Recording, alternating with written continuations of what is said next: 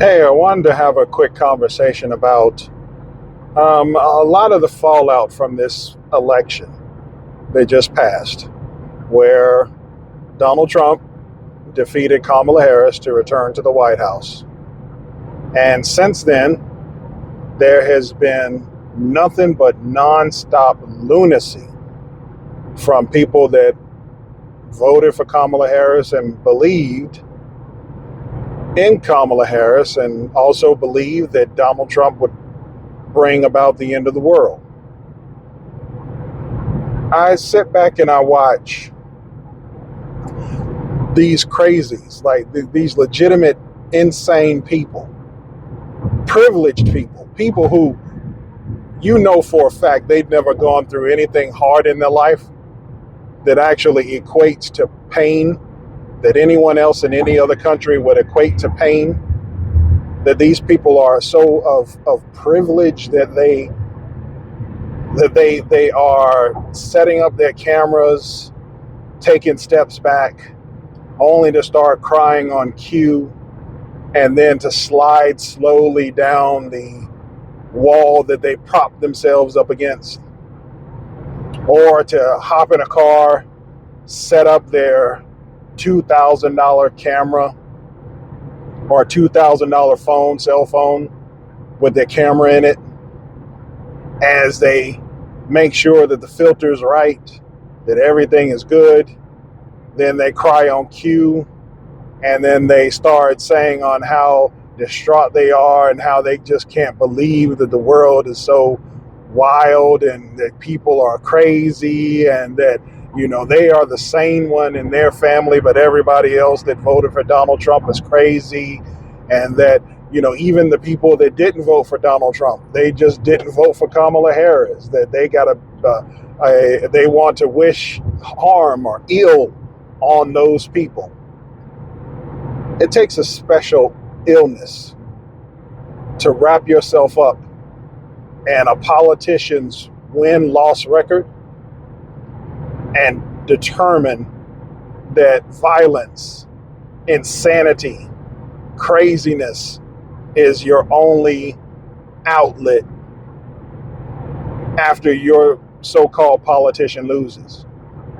And I wanted to actually have a conversation because it's not necessarily their fault. They were crazy before this election began. The crazy part is that we had people try to take advantage of that insanity, take advantage of their craziness, and use that against other citizens in this country. Now, I know there's going to be, hundreds of people that are saying, oh, well, what about Trump supporters? What about Trump supporters? What about Trump supporters? I thought y'all was supposed to be better than them. I thought you said that the violence that they actually committed on January 6th was a bad thing. Now I hear Kamala supporters, who are supposed to be the same people, that you're trying to do the same harm that those other people did, but you're supposed to be the better ones. Kind of sounds similar to Kamala Harris, on how Kamala Harris was supposed to be the better candidate, but she ain't gonna do nothing for black people. No, isn't that odd that a candidate would actually have their supporters match their energy? And you wonder why she didn't actually show up to actually thank her supporters after she lost. Why she actually allowed those people to stay outside waiting on her, and before she had a black man come out to tell them that, she ain't coming out the back. Isn't that amazing? But I really, really, really want to have a conversation with the people who listen to people like Michelle Obama. When Michelle Obama told everyone, or told women, that they should be acting as foreign agents, infiltrators of subterfuge and destruction in their own household, simply because they can't, or she alluded that you have to do it in secret. You have to do it in quiet. You have to make sure that you undercut the rest of the people that you live with, because you can't trust their judgment if they vote differently than Michelle Obama is telling you to. And isn't that amazing how demonic that actually sounds? Then you wonder why the Democratic Party would actually be okay with blending up babies at 24 weeks, baby 6 months old, and you're giving somebody the choice to decide whether or not they wish to get rid of it.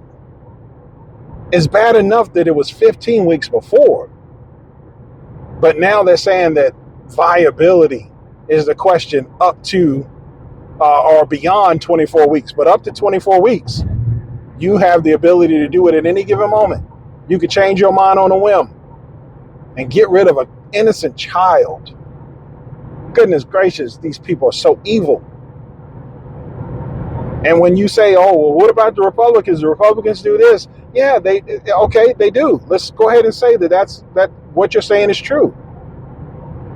But that doesn't mean that I turn around and do evil if my neighbor turns around and does evil. What kind of sense does that make? Do I go down to the depths of hell based off of the fact that my neighbor decided that he wanted to go to the depths of hell? Michelle Obama telling y'all to undercut your household as if, the person that you chose to marry, the person you chose to be with, you can't trust their judgment. Oh, you could trust their judgment on putting food on your plate. You could trust their judgment in putting a house in you or around you. You could trust their judgment for having kids, but you can't trust their judgment when it comes to voting. That's crazy, man. That's some crazy work. That's some evil, crazy work. And it's amazing. If some of these people listened to Michelle Obama, decided to do that, you people are the reason that marriage is no longer a sanctity.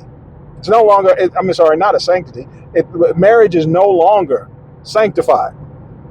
It's fallen completely out of God's, blessing.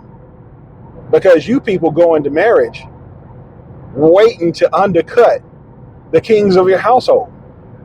And then you undercut the kings of your household from the beginning to the end, and you say that, oh, you had no part in destroying your own household.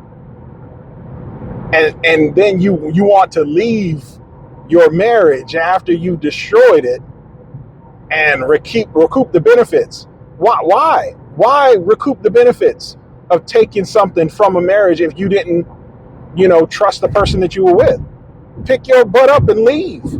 And leave what exactly it is that you brought into it.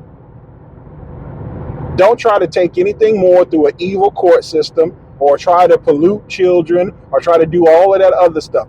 Take what you brought into the marriage, leave, and go be with Michelle Obama and her husband. Period. You people are evil, boy. You people are so evil. And this ain't got nothing to do with Trump supporters, voting for Trump. It's just evil is evil. And no wonder things are happening to you. And you're trying to wonder why God don't ever get your life right. God don't ever get your life right because you literally are walking around with a cemetery in your womb. You literally are walking around with evil in your heart, undercutting your own household. The growth of your own household for a politician.